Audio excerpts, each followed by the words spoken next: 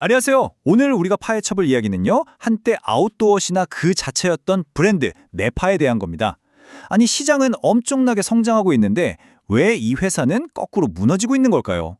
이 미스터리의 중심에 과연 무엇이 있는지 지금부터 한번 들여다보겠습니다. 자, 바로 본론으로 들어가 보죠.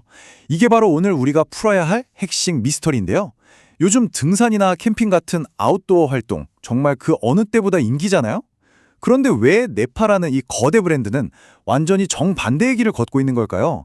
이 그래프를 보시면 지금 상황이 얼마나 이상한지 한눈에 보입니다. 보세요. 전체 아웃도어 시장은 무려 22.5%나 성장했어요. 그런데 네파의 매출은 오히려 2.9%나 줄었죠. 아니, 다들 잘 나가는데 혼자만 뒷걸음질 치고 있는 거예요. 도대체 이 말도 안 되는 격차는 어디서 온 걸까요? 이 안에 오늘 이야기의 모든 것이 담겨 있습니다. 이 갑작스러운 몰락을 대대로 이해하려면요.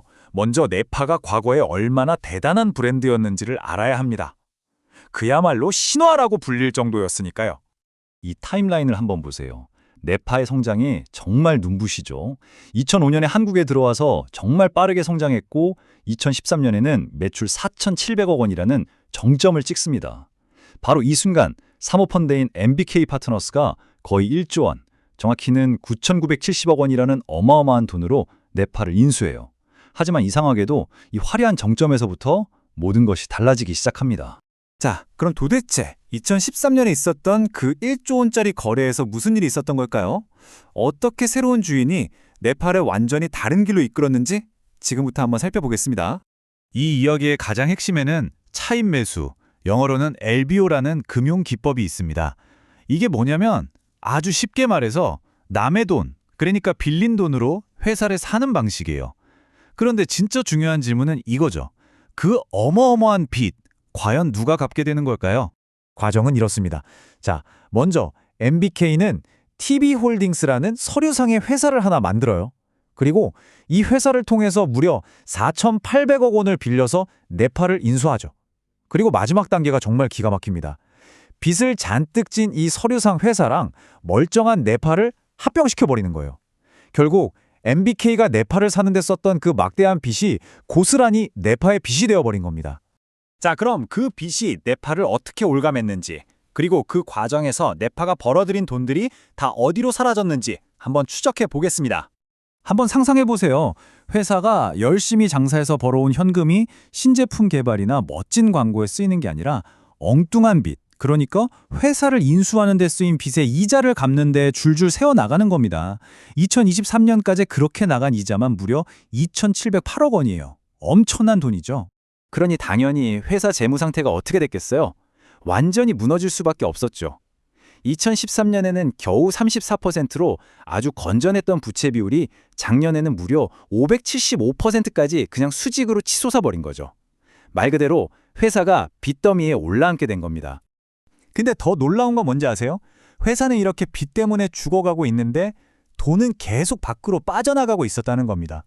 새로운 주인인 MBK는 2021년까지 배당금으로만 총 833억 원을 챙겨갔어요. 자, 이렇게 현금이 계속 마르니까 어떤 일이 벌어졌을까요? 당연히 미래를 위한 투자는 꿈도 꿀 수 없게 된 거죠. 한때 빛나던 브랜드 가치는 3분의 1 토막이 나버렸고요. 상황이 얼마나 심각했냐면요. K2 같은 경쟁사한테 상표권을 담보로 1,800억 원을 빌리기까지 합니다. 심지어 창고에 쌓인 재고나 앞으로 들어올 돈까지 담보로 잡혀서 돈을 빌려야 했어요. 자, 그렇다면 이게 그냥 네파만 운이 없었던 걸까요? 아니면 이 LBO라는 전략 자체에 뭔가 공통적인 패턴이 있는 걸까요? 사실 이 이야기는 어디서 많이 들어본 것 같지 않으세요? 맞습니다. 많은 분들이 기억하시는 홍플러스 사태랑 정말 판박이에요. 같은 투자자가 똑같은 방식으로 회사를 인수했고 결국 비슷한 재무적 어려움에 처했다는 공통점이 있죠. 이 표를 보시면 그 패턴이 아주 명확하게 드러납니다. 이 LBO 전략의 성공 여부가 산업의 종류에 따라 극명하게 갈리는 걸 볼 수 있어요. 코웨이나 ING생명처럼 매달 꼬박꼬박 현금이 들어오는 그런 안정적인 사업에서는 이 전략이 먹혔어요. 그런데 네파나 홈플러스처럼 유행에 민감하고 경쟁이 아주 치열한 패션, 유통산업에서는 완전히 실패로 돌아간 거죠. 그러니까 핵심은 바로 이겁니다. 어마어마한 빚을 갚아야 하는 이 재무 구조랑 끊임없이 돈을 쏟아부어야만 살아남을 수 있는 산업의 본질이 정면으로 부딪힌 거예요. 한번 생각해 보세요. 유행이 순식간에 바뀌는 패션 업계에서 이자 갚느라 돈이 없어서 신제품도 못 내고 젊은 층을 위한 마케팅도 못 한다? 이건 뭐 결과가 불모두 뻔하잖아요. 그럼 이 네파의 사례가 우리에게 던지는 마지막 교훈은 뭘까요? 바로 회사를 살리려는 목표와 돈을 벌려는 목표가 서로 부딪힐 때 어떤 비극이 일어나는지에 대한 겁니다. 결국 네파의 이야기는 이거예요. 투자자의 목표와 회사의 목표가 완전히 달랐다는 거죠.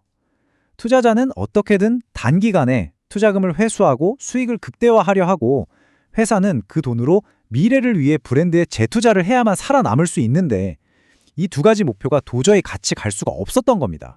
여기 이 문장이 이 모든 상황을 정말 정확하게 요약해주는 것 같아요. 네파, 돈을 못 번 게 아니에요. 벌었죠. 하지만 그 번 돈을 미래를 위해 쓰지 않고 빚 갚고 배당금 주는데 다 써버리면서 스스로 경쟁력을 잃고 무너진 겁니다. 이런 금융 전략이 우리가 일상에서 만나는 수많은 브랜드들의 운명을 지금 이 순간에도 바꾸고 있습니다. 그래서 마지막으로 이런 질문을 던져보고 싶네요. 기업이 팔리고 사들이는 이런 거래 속에서 그 진짜 대가는 과연 누가 그리고 어떻게 치르게 되는 걸까요?